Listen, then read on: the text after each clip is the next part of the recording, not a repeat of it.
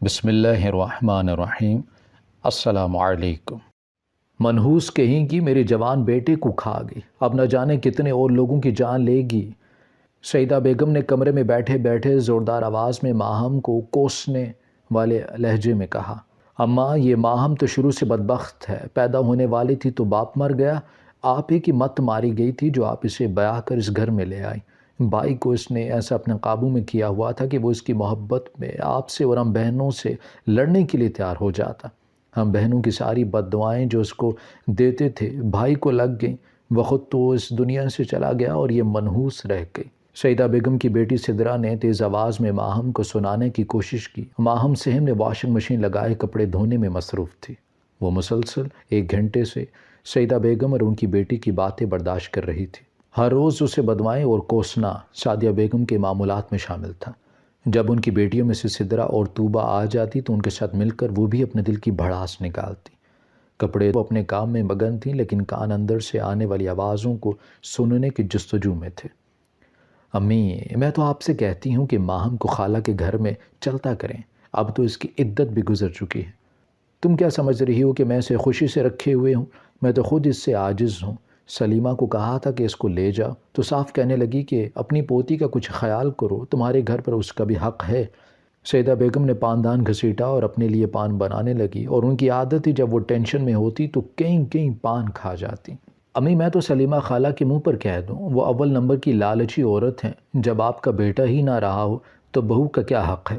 آپ نے عدت تک کے لیے رکھ لیا، یہی بہت ہے۔ ان سے کہیں کہ وہ اپنی لاڈلی کو لے جائیں، بہانہ نہ بنا دیں کہ اشر کی شادی ہونے والی ہے، ماہم والا کمرہ اشر کی بیوی کو دوں گی۔ آپ 1 سال سے اشر کے سسرال والوں کو ٹال رہی ہیں کہ اوپر 2 کمرے بنوا لوں تو شادی کی تاریخ لینے آؤں گی۔ اشر بیچارہ اتنے پیسے اکٹھے نہیں کر پا رہا کہ اوپر کمرہ بنوا سکے۔ کہہ تو تم ٹھیک رہی ہو، سلیمہ کو تو خود چاہیے تھا کہ وہ اپنی بیٹی کو لے جاتی، بھلا گھر میں جوان دیور کے ہوتے ہوئے کوئی اپنی بیوہ بیٹی چھوڑتا ہے؟ اب میں خود اس سے بولوں گی کہ بھائی اپنی بیٹی کو لے جاؤ، میں اس کی ذمہ داری نہیں لے سکتی تو فضول میں بری بنوں گی۔ سعیدہ بیگم نے پان منہ میں رکھتے ہوئے کہا، یہ تو حقیقت ہے، یہاں کوئی کسی کا احسان نہیں مانتا۔ خالو کے بعد آپ اور ابو نے ہر ممکن طریقے سے خالہ کی مدد کی تھی، ورنہ ان کی سلائی کی آمدنی سے ان کے بچے کبھی بھی اعلیٰ تعلیم حاصل نہیں کر پاتے۔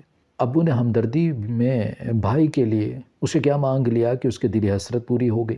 شادی کے بعد دیکھا تھا کیسے یہ ہواؤں میں اڑ رہی تھی، اتنے مہنگے مہنگے بوتی کے سوٹ اس نے خریدے تھے۔ آپ نے کہا تھا کہ ابھی بری اور جہیز کے سوٹ بھرے پڑے ہیں اور تم ہو کہ مزید کپڑے خرید رہی ہو، تو کتنی معصومیت سے بولی تھی۔ میں تو اویس کو منع کر رہی تھی، یہ جب بھی مارکیٹ زبردستی مجھے سوٹ دلا دیتے ہیں۔ سدرا کے لہجے میں صفاقی اور نفرت بھری ہوئی تھی۔ ہائے ہائے، اس کا بخت کے پیچھے میرا بچہ جان سے گیا، اور یہ ایسی عورت ہے جس نے میرے بیٹے کو اولاد بھی ترسا کر دی، وہ بھی بیٹی کی شکل میں۔ اگر بیٹا ہوتا تو میرے اویس کا نام لیوا ہوتا۔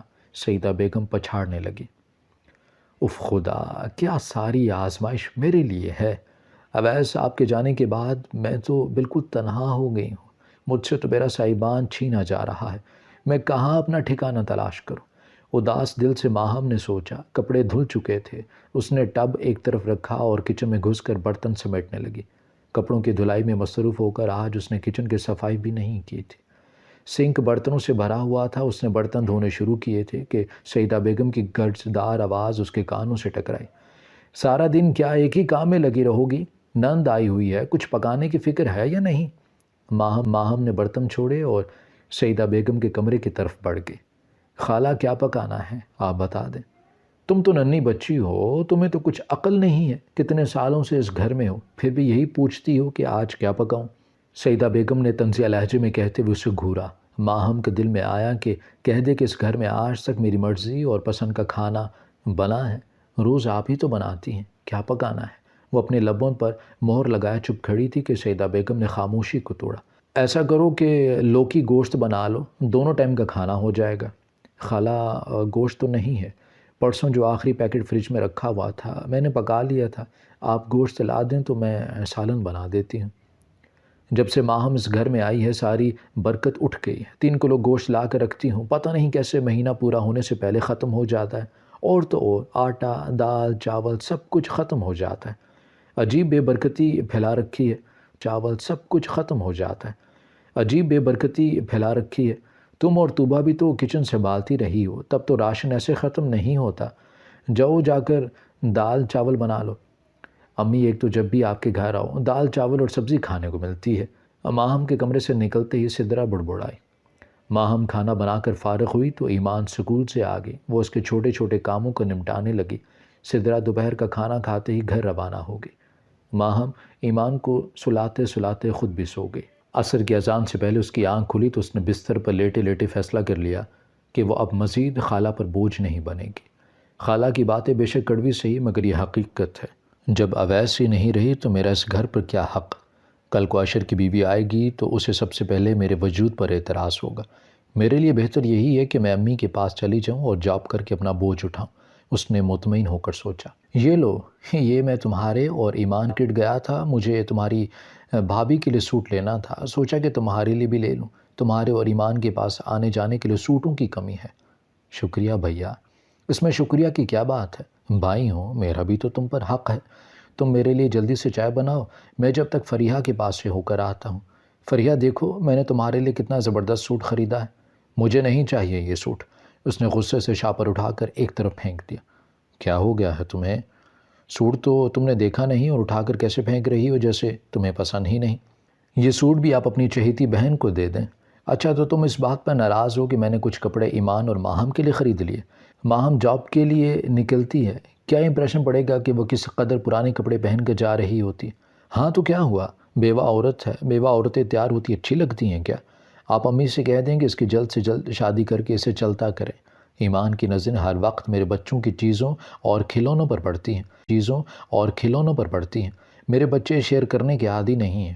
فریحہ اتنی کھٹور مت بنو۔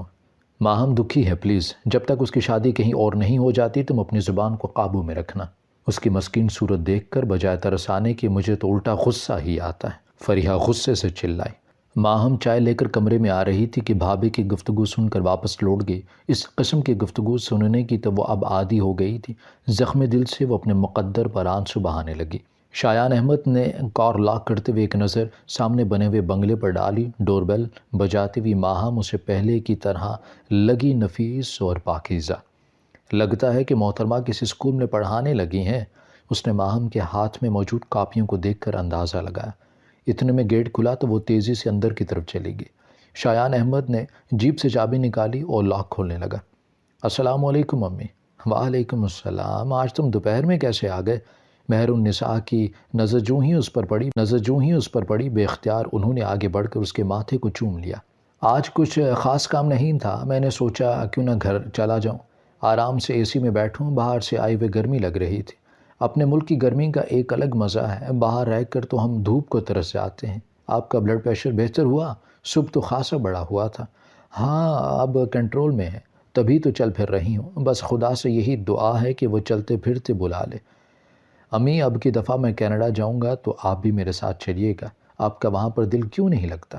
میرا دل ضرور لگے گا اگر تم دوسری شادی کر لو، وہ بھی کسی پاکستانی سے۔ یہاں اصفر کا گھر ہے مگر میں صرف کبھی کبھار اس کے پاس ملنے کے لیے جاتی ہوں۔ تمہاری بھابھی کو میں برداشت نہیں ہوں۔ اصفر مہینے میں ایک دفعہ ملنے کے لیے آتا ہے اور خرچہ دے کر سمجھتا ہے کہ اس نے تمام حقوق پورے کر دیے۔ اب تو مجھے تنہا رہنے کی عادت ہو گئی ہے۔ ویسے سلیمہ بہن میرا بہت خیال رکھتی ہیں، مہر النساء مطمئن لہجے میں بولی۔ امی مجھے ماہم ابھی نظر آئی تھی، شاید کسی اسکول میں پڑھانے لگی ہے۔ ہاں بیٹا، ماہم تو 2 مہینے سے ادھر ہی ہے، بیچاری کے شوہر کا انتقال ہو گیا ہے۔ میں نے تمہیں بتایا تو تھا۔ تمہاری لاڈ و بیگم کے مزاج کیسے ہیں؟ راہیم ویکنڈ پر ہی تم سے ملتا ہوگا۔ میرا پوتا، میں تو اس کی صورت دیکھنے کو ترس گئی ہوں۔ مہر النساء نے آہ بھری۔ سوزین تو مجھ سے علیحدہ ہو کر بہت خوش ہے۔ میں اس کی آزادی کی راہ میں حائل جو تھا، راہیم سے ملاقات ہوتی رہتی ہے۔ میں اسے پاکستان لانا چاہتا تھا تاکہ آپ سے مل لے گی مگر سوزین نے اجازت نہیں دی۔ سوزین جیسی آزاد خیال مغربی لڑکی تمہاری پابندیاں کہاں برداشت کر سکتی تھی؟ افسوس تو اس بات کا ہے کہ تم دونوں کی علیحدگی سے نقصان سراسر تمہارے بیٹے کو ہوا ہے۔ امی آپ کی بات ٹھیک ہے مگر اسے کون سی میری یا راہیم کی پرواہ تھی، ورنہ اپنے بچے کی خاطر مجھ سے کمپرومائز کر لیتی۔ وہ کون سا صلح چاہتی ہے؟ شایان کے لہجے میں افسردگی در آئی۔ تم سے باتیں کرنے میں مجھے ہوش ہی نہیں رہا، کھانے کا وقت ہو رہا ہے۔ میں نے آج تمہاری پسندیدہ فرائی بھنڈیاں بنائی ہیں، ساتھ میں شامی کباب بھی۔ پھر تو آپ فوراً کھانا لے آئیں۔ کھانے سے فارغ ہو کر مہر النساء چائے بنا کر لے آئیں۔ شایان اب کی دفعہ تم ادھر آئے ہو تو شادی کر کے جانا، میں نے کئی لڑکیوں کو نظر میں رکھا ہوا ہے، آخر کب تک تم اس طرح سے رہو گے؟ میں نے لڑکیوں کی تصویر منگوا رکھی ہے، تم دیکھ لینا تصویر، اگر تمہیں کوئی پسند آئے گی تو ہم گھر چل کر دیکھ لیں گے۔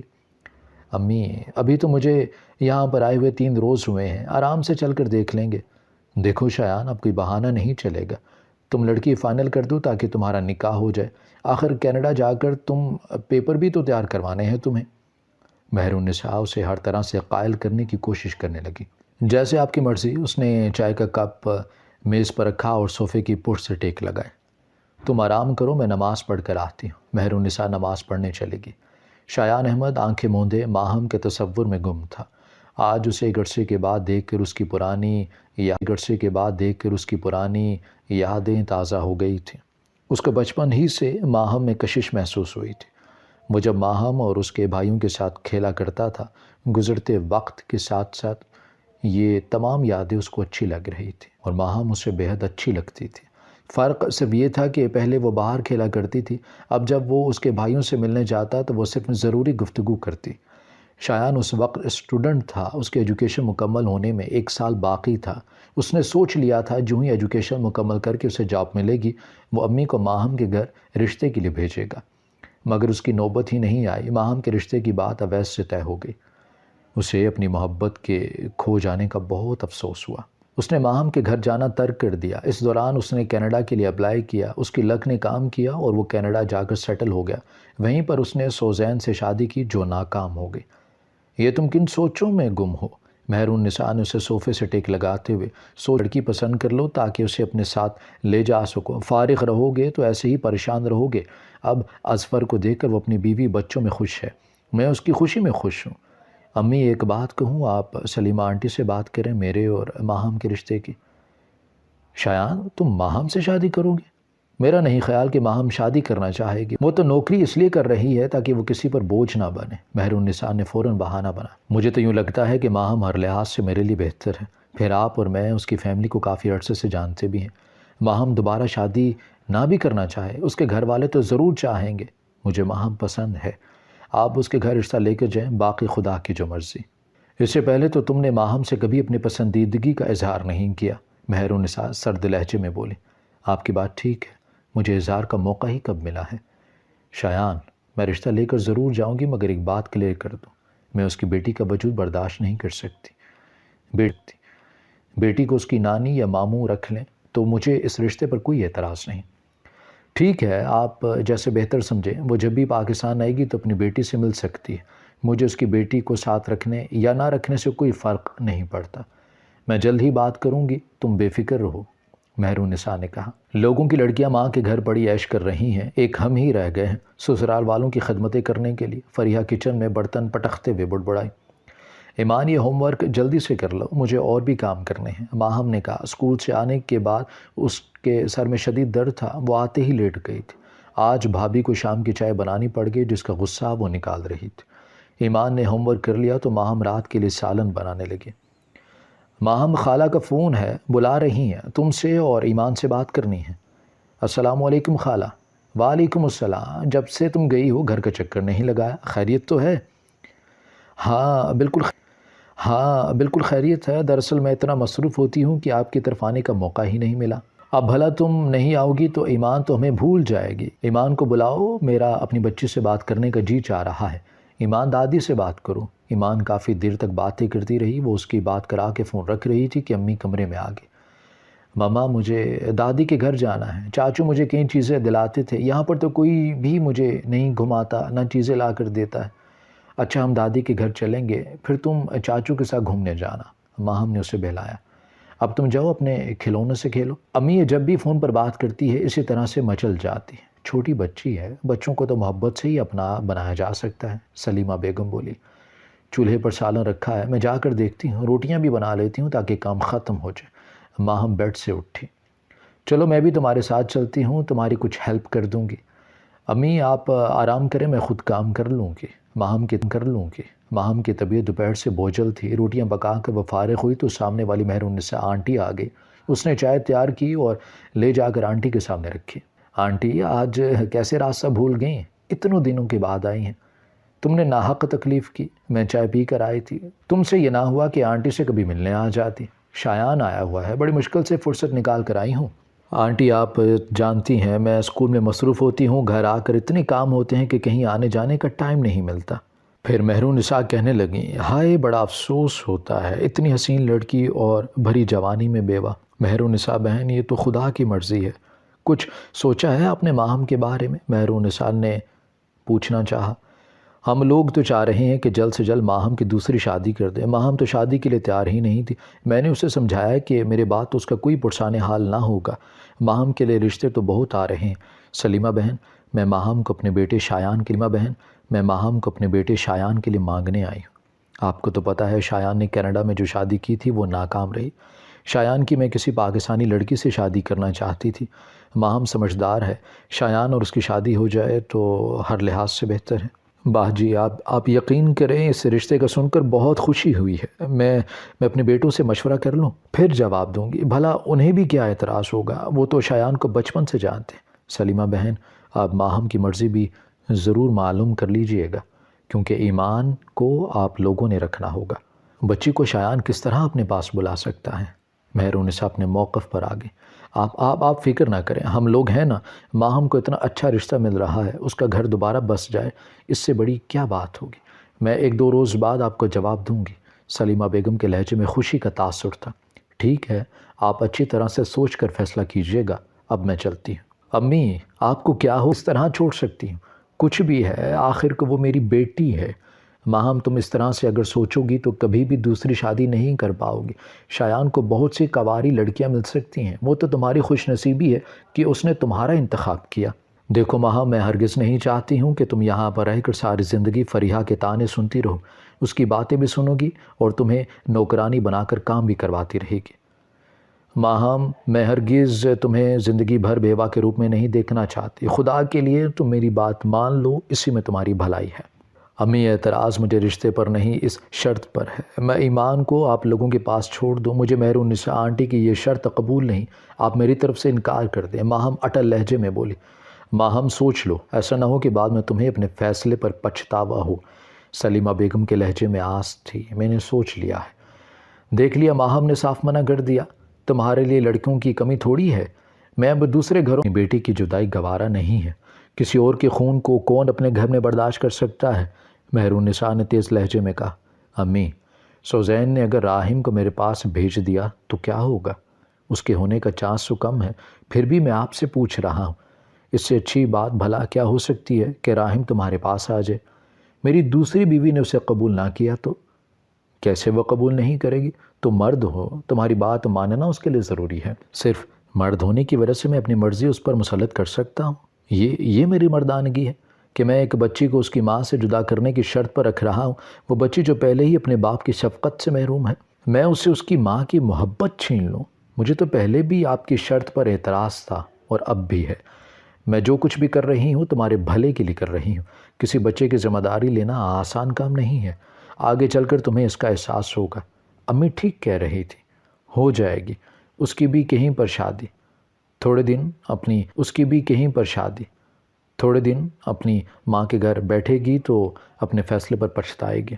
مہرالنساء نے طنزیہ لہجے میں کہا، امی ماہم مجھے پسند ہے اور مجھے اس کی شرط قبول ہے، میں اس کی بیٹی کو قبول کرنے کے لیے تیار ہوں۔ میری اتنی حیثیت ہے کہ میں یتیم بچی کی ذمہ داری اٹھا سکتا ہوں، اگر میری شادی ماہم سے نہیں ہوئی تو میں کسی اور سے شادی نہیں کروں گا۔